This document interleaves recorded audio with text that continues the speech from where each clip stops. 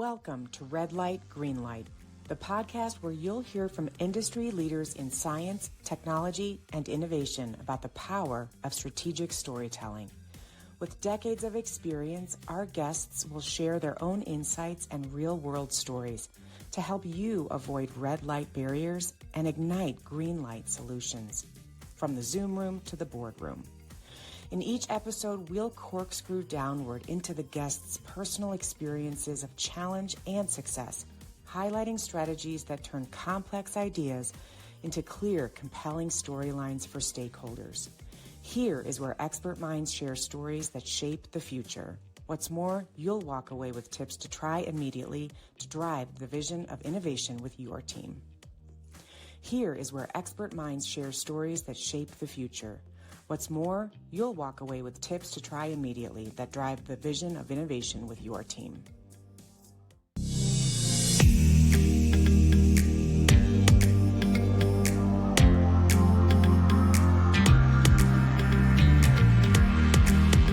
Hi, everybody, and welcome to the next episode of Red Light, Green Light, the podcast where I bring to you some crazy smart business leaders who are going to share some of their storylines after 20 plus years in their fields so that you can skip over some of the barriers and pitfalls and accelerate your growth just by listening to this one episode. So buckle up because we are going to Crazytown, my friends. I'm so excited for today's interview because I'm bringing to you one of my colleagues who lives here in Colorado. Her name is Brenda Abdilla. Brenda, welcome to the show.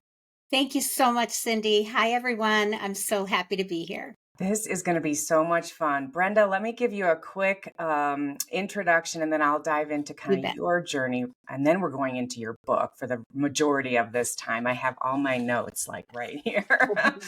So everybody, Brenda is an executive coach. She is the author of Outsmarting Crazytown, which we're going to talk about today. And some of you might be in Crazytown, flirting with the boundaries of Crazytown, have seen Crazytown in your rearview mirror. We'll find out.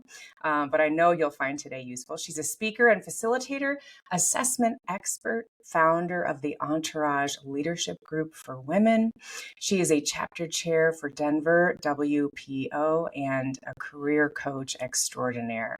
So Brenda, this is going to be a great episode, but before we jump into your book, I would be curious to hear how you arrived here. Tell us a little bit about you, where you're from, how your brain works. Yeah, I grew up in Michigan. I moved to Colorado when I was very young and went to school here and worked full time and, came from meager means, I would say. And I was thinking about sort of what was the most influential thing. Yeah. And I was going to give examples of women that have helped me rise, which is so true. Sure. But really what catapulted my career is I was a sales and marketing director in Minneapolis. I had been recruited to the role and I was very good at it, but I was a very arrogant young lady. Okay. She admits. Confessions And of I Brenda was Abdilla. very openly critical of my boss, who now in retrospect was kind of creepy. I didn't really understand what that meant. We have words for that now, like sexual harassment, but he was kind of creepy. But anyway, I got fired because I was so critical of him and so direct. And so definitely a red light there. Yeah, right. Yes. But if it weren't for that, I had this ache to do training and development and speaking. And I launched my first company from that, from the ashes of being from the rejected phoenix, from and the fired. ashes. Yeah. So that was my most pivotal thing. I went on to write my own sales training, traveled all over the world, learned every mistake about speaking and presenting. And then as things evolved, I fell in love more with the one-on-one, which is why I love executive and leadership coaching. I love speaking to an audience, but one-on-one is so transformative. Yes, it is. And I've always had some kind of coach or mentor. And so being that for leaders in today's Crazytown corporate world, that's my jam. Love it. I love it. And I heard once a great adage that I would agree with, and it was, beware the coach who doesn't have a coach.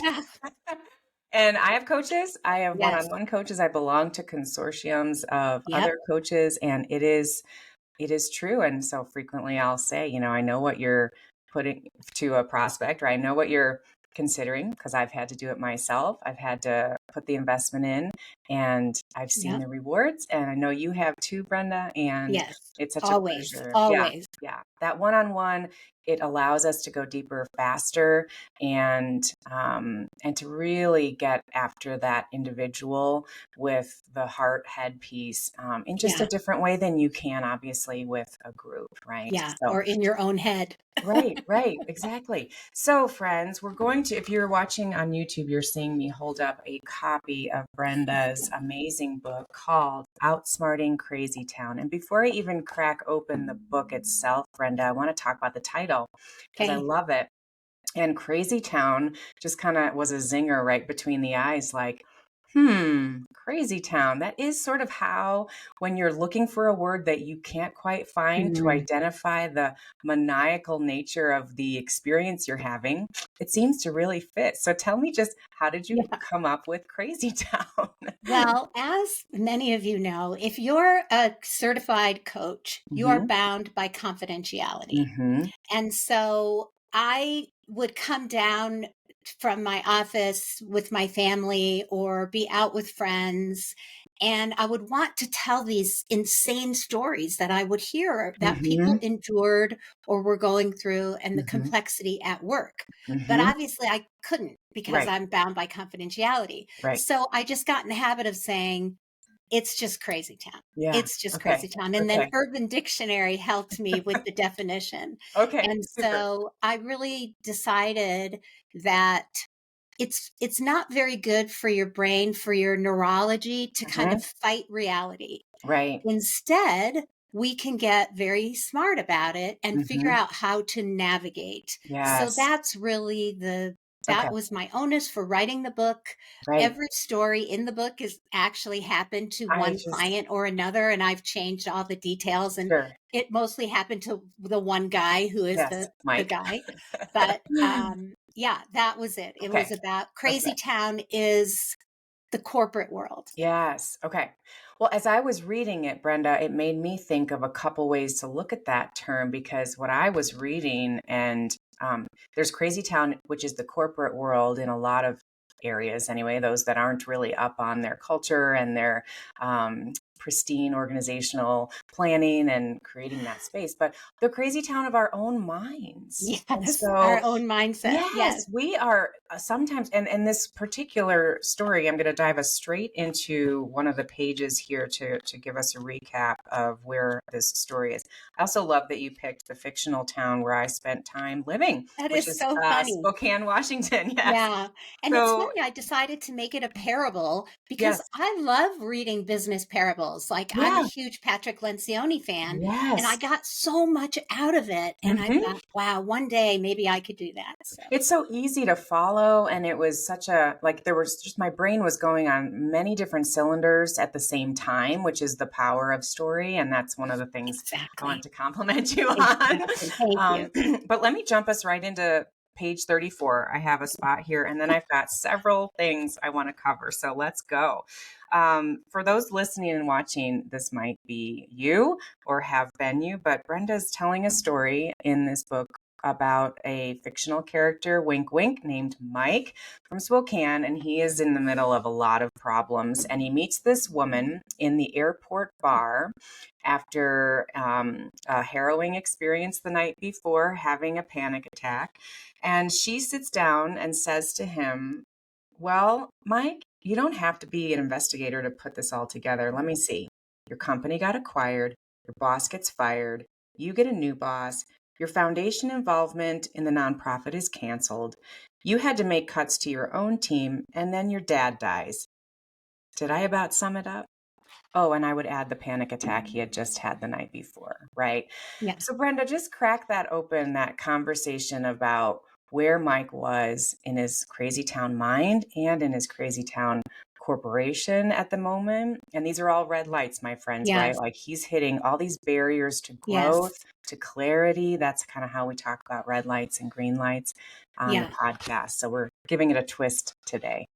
Yeah. And really the first cross to bear in Crazytown is learn to handle your stress. Mm-hmm. And, what I say to my clients, especially since COVID, is 5 minutes of meditation per day is not going to cut it. You need some serious strategies for handling your stress. Mm-hmm. And, it's not unusual for life to kind of pile on like that, right? Right. We've Oh my all worked goodness. with somebody, we've experienced it ourselves Yep. when it just feels like everyone is out to get you and everything's Mm-hmm. happening at once.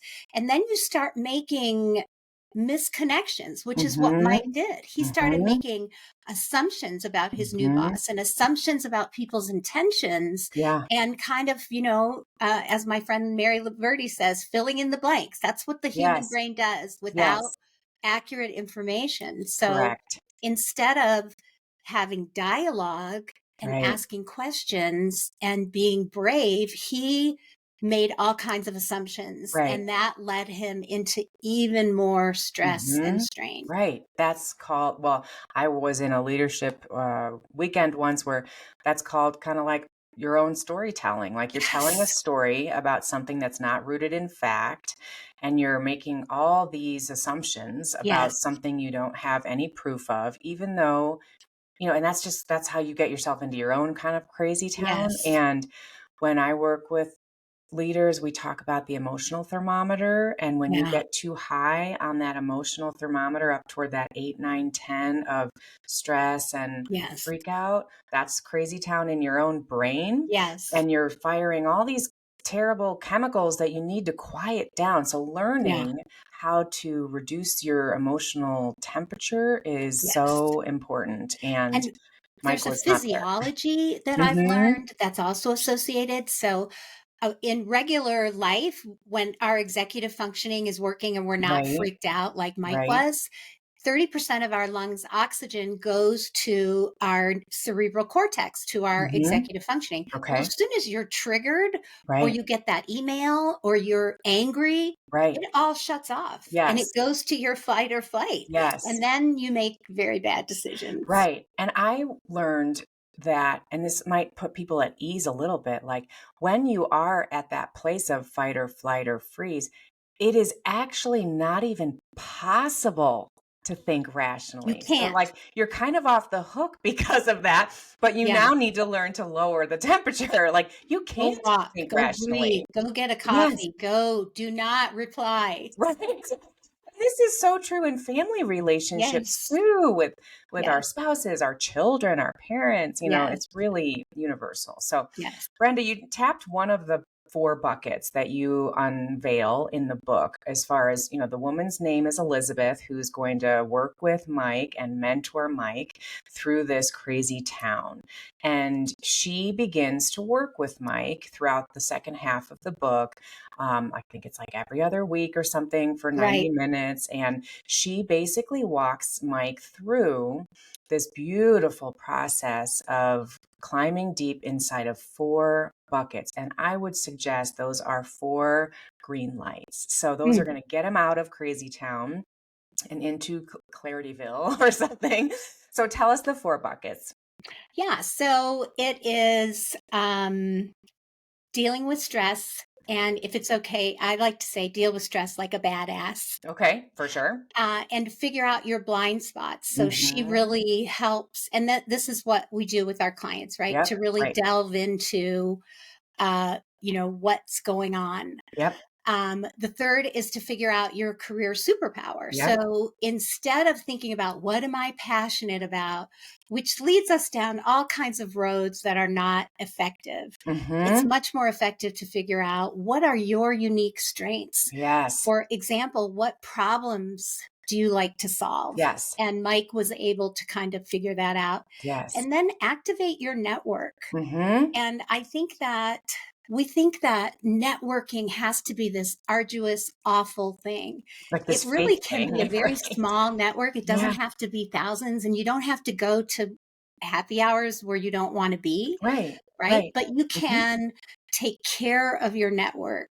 mhm. It's really only when my high level clients lose their jobs that they start paying attention to Yeah, LinkedIn and right. their past employees and their Yes, past colleagues. But really, if you can nurture that a little bit and help people along the way, because right, someday you might need help, right, right, pay that's it forward. really activating Mhm. your network. Yeah. Right. Because it does, let's just be honest, if no one's reached out to you in 10 years and suddenly they need a favor, it doesn't feel great. You Awkward. might still help them because you want to and you're a good Yeah. person, but it's always just nice to know that you've been Yes. nurturing that.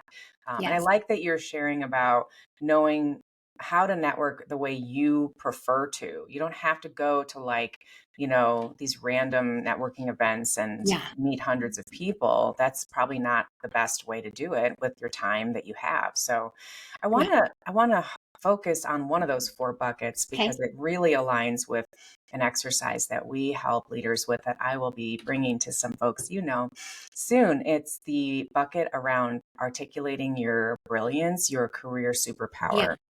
And I love what Mike says in the book and how he says no one's ever really asked him about this Hmm. before. And this is something that when done well and when taken that next step, which I loved, you said to Mike, um, now that you've identified your superpowers, I want you to identify times in your work that Hmm. you have observed yourself using them Hmm. and maybe even add a data point, right? Which I thought Hmm. was brilliant. So, yeah, we do a piece called the Passion Piece where we help leaders Sorry dive. for dissing Yeah, on the word passion. yeah, it's really interesting to me. I told myself a story that people had been asked this question in their lives Yes. before and that they might think my exercise was boring. And wow, was I wrong? People don't No. ask anyone about their passions. They Yeah. never really think about them. What has been your experience with Yeah. that? Have you found that to be the same? Well, I think it's it might be the inflection point where I am with my clients. Mhm. So they're like Mike. They're in high level leadership Yep, positions.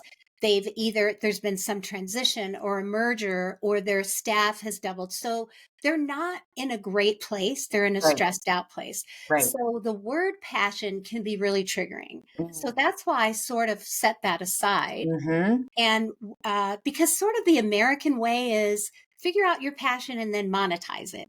Well, that's Okay, not sure. helpful, right? Right. When you're the vice president of global sales Yeah. and you get a new boss, Yeah. right? Right. The Right. passion is not really helpful. Right. So then we look at superpowers. Mhm. So the way that I have my clients visualize and have Mike visualize in the book is if you take your current role as your Mhm. lens Mhm. and you put yourself in a room with 100 other people who are in Mhm. that role, 100 Mhm. other engineers, Mhm. 100 other software key account salespeople or Yep. whatever, Yep. for what reason do you just float to the front of the line? Like, Yes. not like it's a competition, but Yes. there are things about you, Yeah. ways that you do things differently. And that's what we really want to focus on. Right. And That's the answer to every interview question. If yep. you're getting promoted or Yep. looking for something new, Yep. those are your talking points that are authentic. Mhm. And my favorite of all the questions is if you think about people in that room, what is the problem that you love to solve Mhm. that they don't?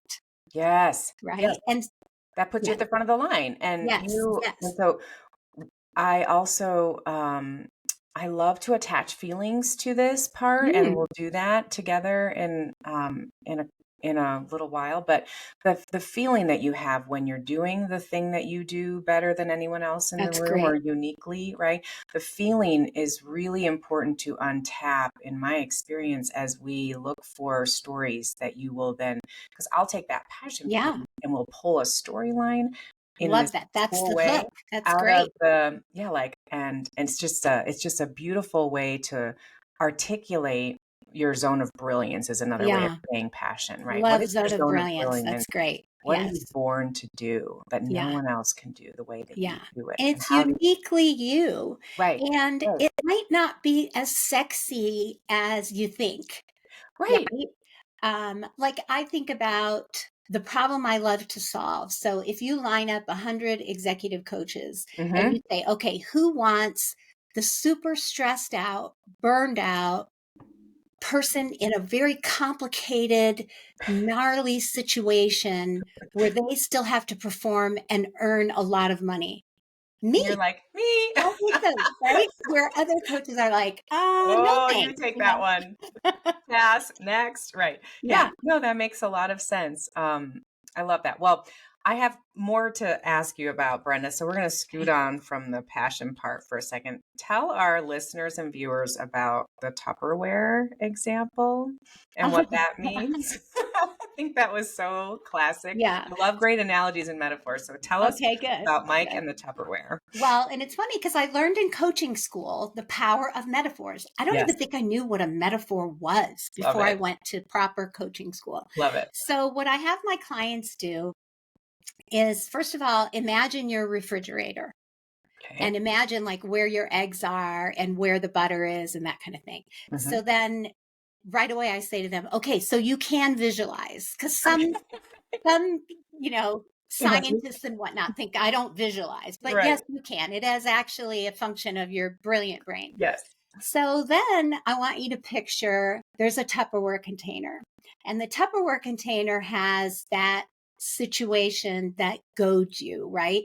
You got fired, or you were devalued, or some kind of work trauma. And I'm not talking about big trauma with a big T, like war, but work trauma is real. And it's so real that it comes with us. It comes with us into our new roles. It makes us behave differently because we haven't processed this horrible thing. Right. And so the Tupperware container is called, I got fired when I was 29 years old or whatever. Yes. And so you can never, so it's like the Tupperware container that got lost in the back of your fridge. I've got one right now. now. Mold and gross stuff in it, right? Right. But there's no amount of positive thinking that is going to get rid of the mold and the stink inside that container. Right. But the container is marked, and it is with permanent marker. So the fact that you got fired or whatever is not going to change. But what you can do with my process is called going to the ugly, is take out the container, wash it out, process it. Yes. And then it doesn't have the same hooks in you. Right. Right. And so I take my clients, and the mentor in the book takes Mike through a process where he gets to kind of process all of his complaints without taking personal responsibility, right? Just complaining. Right. And then she asks him certain questions. But the short version of this is just name that stress. Yep. Right? Because we try to be very positive about it. But really, if you want to say, this merger is killing me. Yes. Or I don't think my boss has integrity, right? Say it to yourself, not to everybody else. Say it out loud to yourself. Yes. That's the beginning of you being able to somehow process it. Yes. Oh, that's just such a great analogy, and it's universal, which is what makes a great analogy great.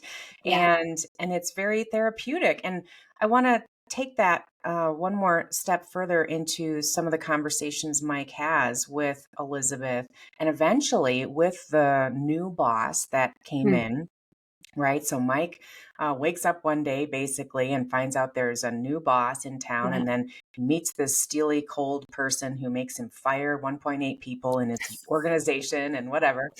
And, he doesn't know this guy at all. So, fast forward, he eventually realizes he's been telling himself a lot of stories, and he invites this new boss out to meet and start to uncover some of those things.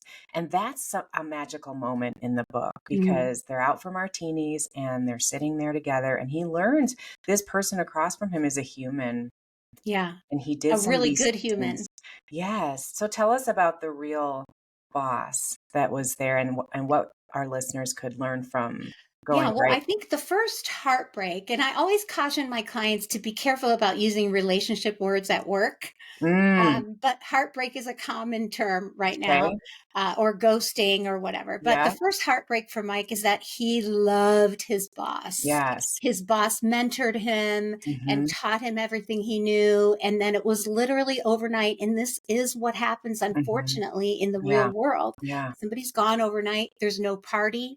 Yeah. There's no acknowledgement. There's no Right. transparency. And it is jarring, to say Yes. the least. So Yes. Mike endured that. And then this guy shows up and sets up office and doesn't approach Mike. But Mhm. Mike also didn't approach him Mhm. like In a grown hindsight. up, right? Mhm. Mhm. And so then when they finally get together and meet, and they've met, and he's been told he has to cut his staff, which Mhm. we've all had to do Right. that. It is Right. brutal, Yeah. right? Who am It's I really going hard. to unemploy tomorrow? Right. Right. And then he also has been leading in a certain kind of casual way, but Mhm. they've been acquired by a more formal company. And Mhm. so their HR is more formalized, Mhm. and he is just not having a good time of No, it. he's not. He's in He Crazy is, Town. yeah, Right. yeah. He is Yeah. feeling, condescended to, Yep. and not a seat at the table, right? Right. And then he learns that um, this man has a severely disabled child that will Mhm. be with him the rest of his life, and Mhm. that he's made tremendous sacrifices to be on the mergers and acquisitions team of this giant Yes. company, Yes. and that he just has a philosophy that Mike would have never guessed or known if he Mhm. hadn't asked. Right. And Right. then he develops empathy for this other human being, and it Right. kind of changes everything. Yes. Well, and that's it kind of comes to a really beautiful place. I won't give away kind of the ending that takes Okay. place because you guys got to go out and get this at Amazon or wherever it's on. It's a quick read. It's really great. It And takes 3 hours to read or yeah, listen. oh, I did it in less than that. But yeah, it's a great book. But one of the I just want to tap two other things, Brenda, and then ask you about kind of what's happening in the trends that you're seeing in general. But a couple things that I noticed as well is the propensity for Mike to avoid telling this storyline to his wife Yep. and to keep her away and in the dark Yep. from that. And then to, just really neglect his health. So that required sometimes people think getting a coach is kind of froofy. Yeah. And like, what am I really like? And then like Mike's first piece of advice is like, go for a run. Yeah. That's your homework. Yeah. And it's like, that Yeah. seems so stupid. Why am I paying for this coach to Yeah. tell me to go for a run? So start with the family part and the Yeah. sharing and caring, and then we'll Yeah. go to I the next. think in the book, his wife stayed home for 7 years with their children. Mhm. And then being a tech expert herself, she kept her skills up. And so she jumped right back into the Yep. workplace, which is Mhm. also a dynamic that has changed in their home, right? Mhm. Because Right. she's not home all the time anymore. She had to go on a big business trip, and the kids got sick, and Yep. all this real stuff that Yeah. really Yep. happens. Mhm. And I forgot what I was saying.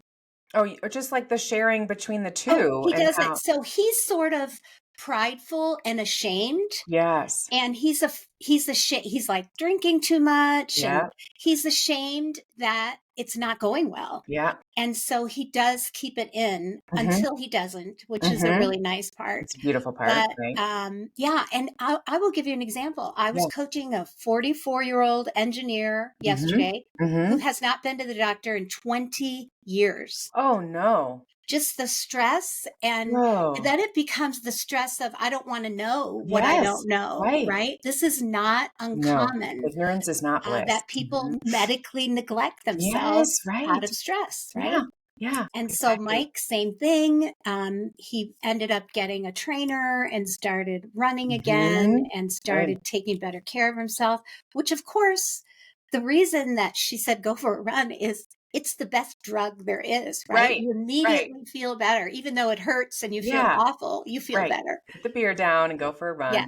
And, those are some of those simple things that we as coaches advise at the beginning. It's like we gotta crawl before we can walk, Yes. guys. You Yes. can't just snap your fingers and in one session with me, for example, come out with this No. amazing 20-minute presentation that you're gonna address 200 No. people.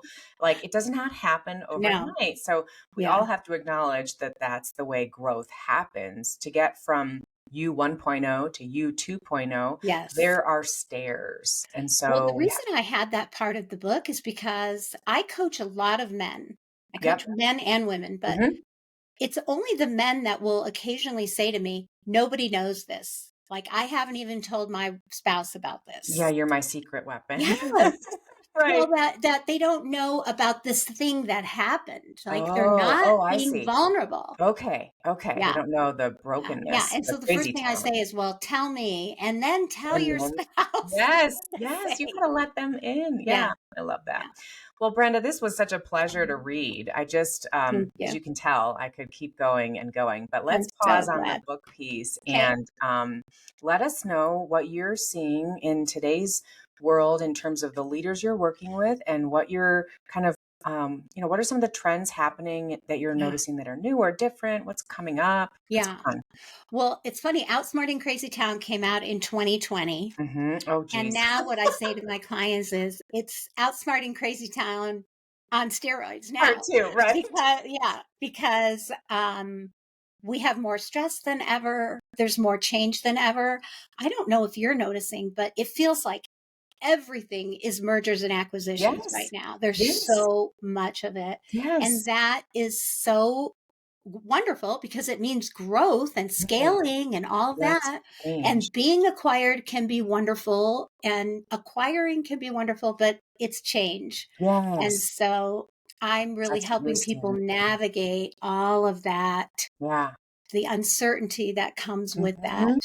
Mhm. You'll enjoy, and our listeners will, if they haven't yet heard it. Eve Bridge was on my show Oh, just last week, who she works with Keysight Technologies. And she talked, one of the things she said in her insights portion of the podcast that's relevant here is she said, it's not even just change anymore, it's fast change. yeah. And so I thought that was brilliant because Yes. she's right. I mean, I feel silly saying like change is the new normal, like change is always going on, but Yeah. fast change is unique because it requires faster, writing of your Yeah. systems and like, Yeah. you need to be more adept than you were before. And Yeah. fast change is harder. It's the VUCA, right? Yes. Volatility, uncertainty, complexity, and ambiguity Yes. on steroids. Yes, VUCA. That was part of Yeah. your book that I wrote down as well. Yeah. Yeah. Well, people are so lucky to call you their coach, Aw, thank Brenda. you That's so just a much. real gift that you've been able to share your zone of brilliance and Thank your you. amazing superpower. How can people who are interested in learning more about you find you? Well, thank you. So the book is on Amazon, Outsmarting Crazytown. Sometimes you have to put in my name, Mm-hmm. Brenda Abdilla. And then my website is managementmomentum.net. It's Okay. like a little spelling test to see if you can Yes. spell management and momentum. And then I have the free coaching minute, which comes out Oh, every good. week or two, and it's Okay. just free advice, Yep. primarily for leaders, lots of good mindset stuff. So Yep. that's the easiest Fantastic. way to connect.